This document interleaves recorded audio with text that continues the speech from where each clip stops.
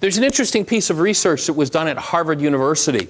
And what they showed was that in a time frame where 10,000 brain cells fired, that is, there were 10,000 measurable units of electricity firing in the brain, the maximum amount of information that went into your reality was 9 bits. The actual lab stats were 7 plus or minus 2, maximum of 9. Now, when you're looking at 9 bits out of 10,000, what you're looking at is purely evidence.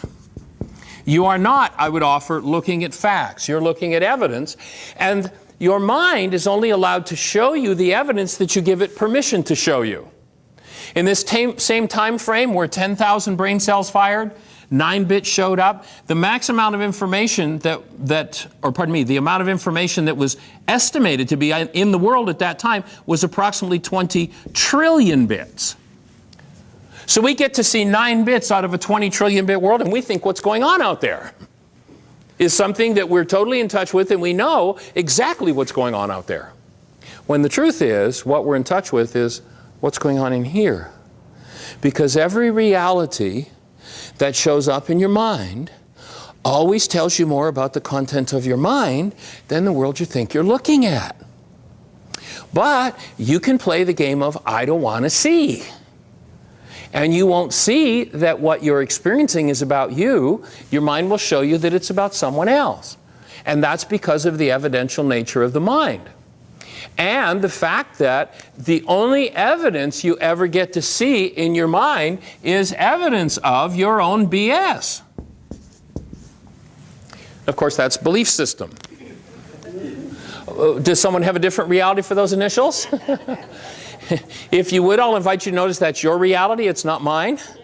I actually have people who'll be insulted when I put those initials BS on the board. If you could imagine yourself being insulted by those letters on the board, notice the nature of the insult. You would be insulted by the reality your mind carries, or that is triggered by those initials, not the one that's in my mind. If you live in a world where you can be easily insulted, guess what? You have a problem. You carry realities of insult. But of course, when someone comes along and triggers those realities, you pretend that if everybody else is the one who's doing the insult. But the insult comes from the internal dynamic that you hold within you. What our work is about today is addressing those internal dynamics and bringing about a shift, bringing about a change in them, and starting to get in touch with the world of truth. Because when most people live in this world of denial, suppression, and projection, they live in a world, in order to do that, they live in a world of blockage of truth. They love their own opinions. They love what shows up in their minds, and they block the truth with their denial.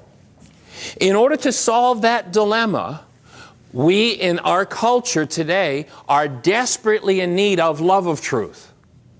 Because love of truth will start to unwind the lies that our minds have told us. Because most people live out of this database that comes from the body.